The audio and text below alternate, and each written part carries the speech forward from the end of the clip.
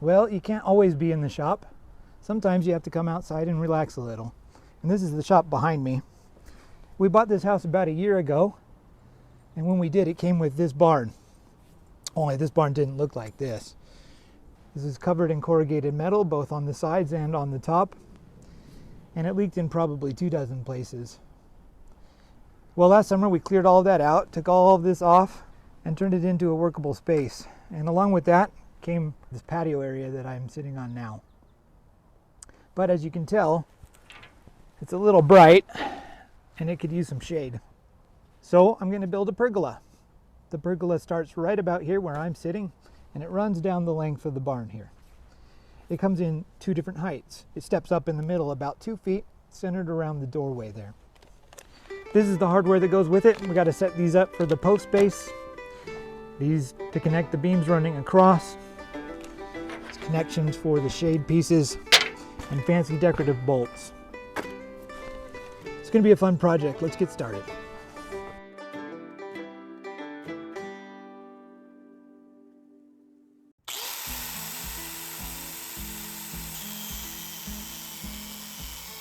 As with any project, it helps to be prepared. And I got prepared about a year ago, knowing that I was going to put these pergolas in, by putting these galvanized threaded rods into the concrete as they were poured.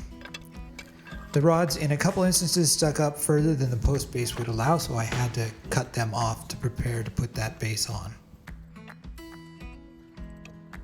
My initial goal here is to make sure that I can get one single post at an outside corner up and plumb in 2 different directions. To hold this outside post in its plumb position, I'm using some old 2x4s and some concrete stakes. It's important to support it both at the parallel and perpendicular angle to the barn wall, and you may have noticed that I only put 1 screw into the base while I set these up. Once they were nice and plumb, I went back and put in the remaining 3.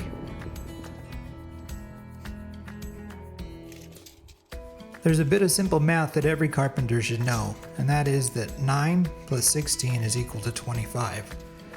Or in other words, 3 squared plus 4 squared is equal to 5 squared. And the reason that's important goes back to the Pythagorean theorem. If you remember from middle school, it says a squared plus b squared equals c squared. And if those conditions are met, then you have a right triangle. And so because 3 squared plus 4 squared equals 5 squared, you can always draw out 3 feet in one direction, 4 foot in another, and find out where it crosses with 5 feet to end up with a right angle. I did all this to find the place on the barn where I was going to attach the first purlin for the pergola. It needed to be square to the outside of the patio. The top pieces on a pergola are called purlins, and they often have a decorative bit to them at the very end, and here I am cutting that decorative bit out. It's at a slope that matches the 4/12 pitch of the roof that they're going to be hung next to.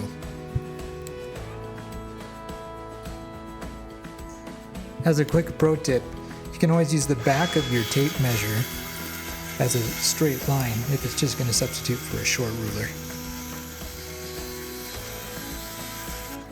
The other side of the purlins are going to be square because they're going to be sitting up flush against the side of the barn.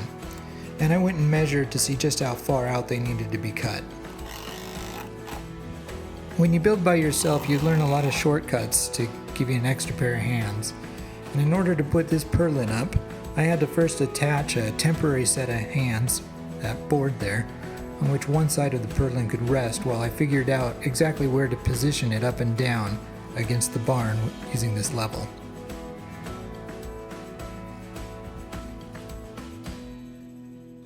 Those little strips of siding on the side of the barn, they're called battens, and I'm using the fact that they're level to be able to transfer my mark at the base, knowing where the square mark was, all the way up to where I'm going to be putting my purlin. And because I know that I have to put 2 of these purlins in, I can measure over the width of the post to know where the second one needs to go.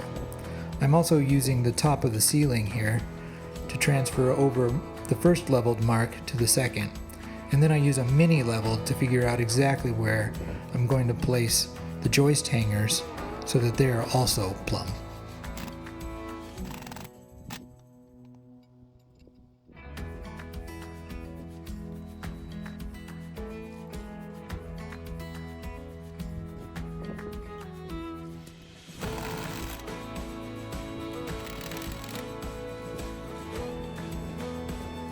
With the two joist hangers tied directly into the wall, I could now put up the first two purlins. And once that's done, it's important that you also attach the joist hangers directly to the purlin so that any force that pulls the pergola away from the wall will be kept in check by those screws.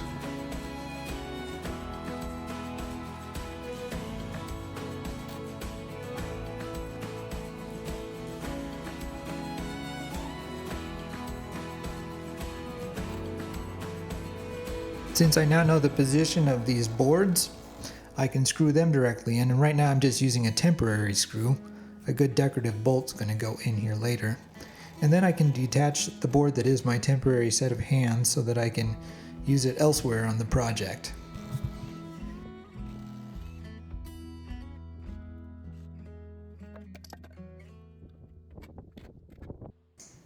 I then repeated the process on the three other posts, putting them up and making sure that they were plumb and secured.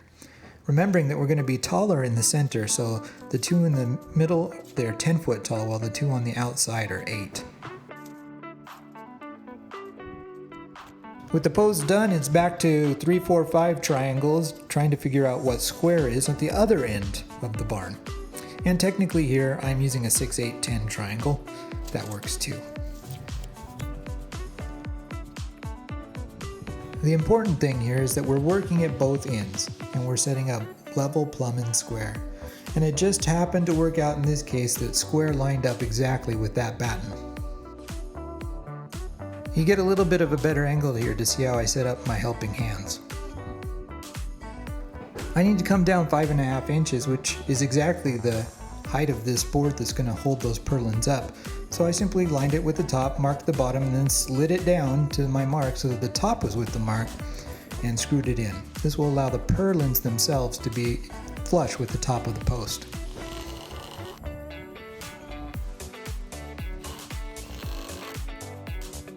Like before, my helping hands hold one end of the purlin up right where it should be, and I use the level to figure out what the height is where it needs to attach to the barn.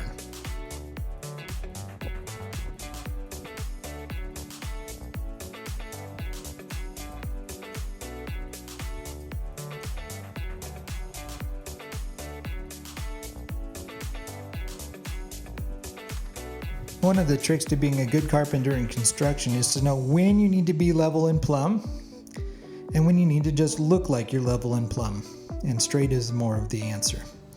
So here so far we have made sure everything is plumb, everything is level, and we're attaching it with all of those things in mind.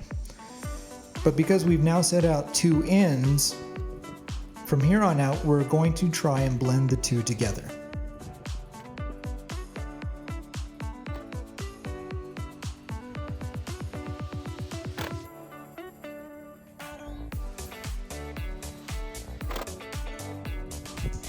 For the final product, the purlins will be sitting on boards, just not this little helping hands one. They'll be sitting on boards that span the posts, which are called headers. So we're going to take down this temporary one now that we've put more temporary holders for our purlins in, and we're going to figure out where those headers need to go. We want those headers to look like they're in a straight line. Even though they don't connect to each other, there will be some higher ones in the middle section. But if you're looking down, you want it to look like all of your purlins go in a line. And the best way to do this is by attaching a string to one end and bringing it over and attaching it to the other, making sure that it's nice and tight.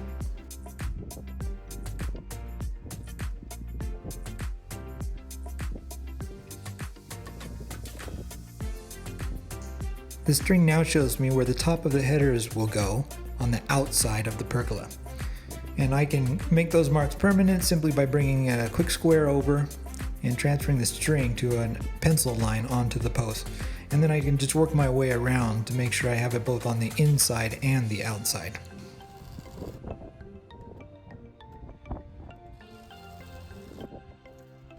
My helping hands now move in a 90-degree angle over to support these headers at one end, and I can simply push the header at the other end up against the purlins that I've already installed to know exactly where they are going to go. Knowing the distance between the two, I had already marked on the bottom of the headers where they needed to align with the posts. And it certainly doesn't hurt to have a little bit of company while you're building your projects.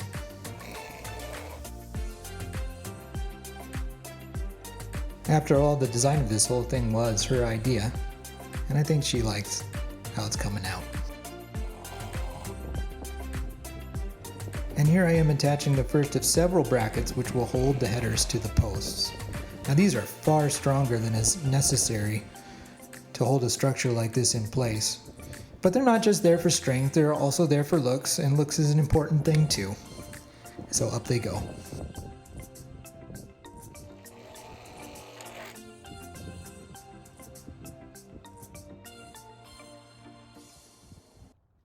And now the string has a new job. Instead of showing us where the headers are going to go, it's going to show us where we need to hang the rest of our joist hangers. I start by attaching it to the upper part of the purlin at one end, wrapped around the bottoms of both ends, and then back up to an upper part, pulling it nice and tight again, because it's got to span that entire distance and not give us any drop. Measuring the distance between the two posts, subtracting 1.5 inches, and dividing by 7 gives me the distance that I need to put in between each one of my joist hangers. And so I go along marking where each one of those will go, centered against the string, use the level to find out where I'm going to place them up and down, and I use a nail to start the holes and then screw them into place.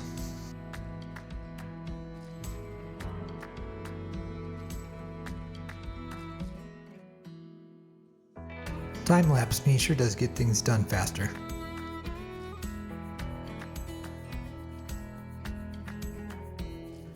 Once the joist hangers are in place, the string gets moved to the front of the pergola. The purlins, when they're put up in place, are actually going to match that front, and if I cut them a little bit off, that's okay. I can just slide them back and forth until they line up with that particular string and give a straight viewing line to anybody looking. I use little black decorative brackets to attach them to the headers, and then I go back and I screw them into the joist hangers that are up against the wall. The middle tier of the pergola is 2 foot taller than the 2 tiers on the side, and since I don't want posts running all the way down to the concrete and having an obstacle that people can run into, I need to make these smaller posts, which I'm going to attach to the outside purlins of the middle tier. The headers are already installed on the posts that are the outside of the middle tier, so my helping hands need to come in here on this smaller post that's on the inside near the roof. And this roof, by the way, makes a very convenient seat for doing this type of work.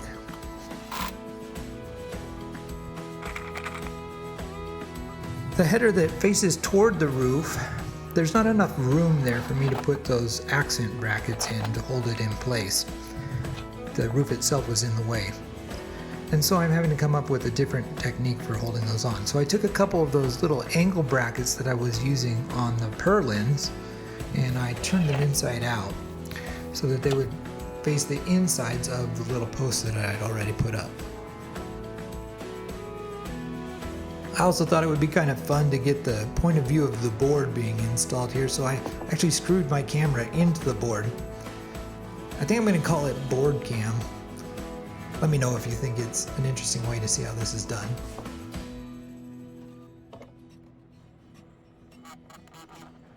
Or whether it just gives you vertigo.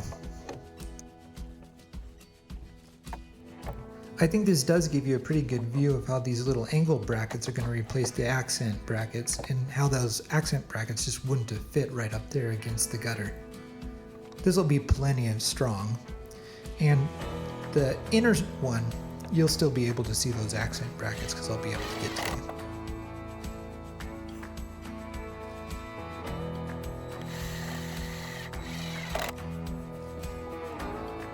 Saying goodbye to board cam and obeying the laws of physics again, I put in the accent brackets for the upper headers that face the inside of the pergola on both sides. Here you can see where I was using a clamp on this end to hold that side up. And with these brackets in place, I can take that clamp back down. I moved my string over to guide the purlins again on the front face of the pergola. And rather than talk you through all of this, sometimes it's just a little more satisfying to watch the work take place.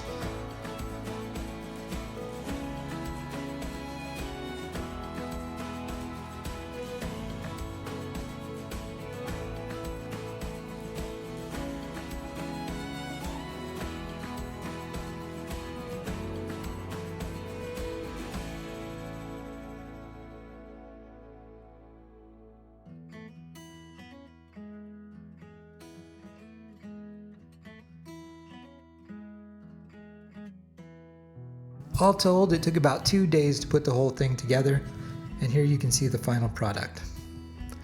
It provides great shade during the day, and I even went through and put some string lights in to give us a way to use it in the evening as well. So here it is. Pergola is assembled. It looks great. I'm in the shade, so mission accomplished.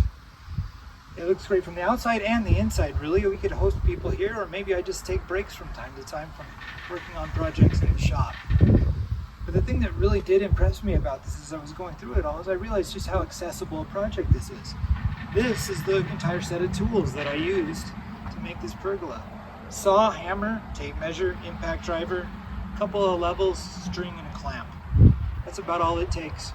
That means just about anybody could have the set of tools to build something like this at their own home. In fact, I was thinking about it. The amount it takes to build to buy these tools is about the same as it takes to get something like this, kind of professional levels snow cone maker. So if you're thinking about preparing for the summer and what you need to get to be ready, you can get these tools, have a pergola, snow cone maker, or maybe why not both. I hope you enjoy it and you enjoy your summer.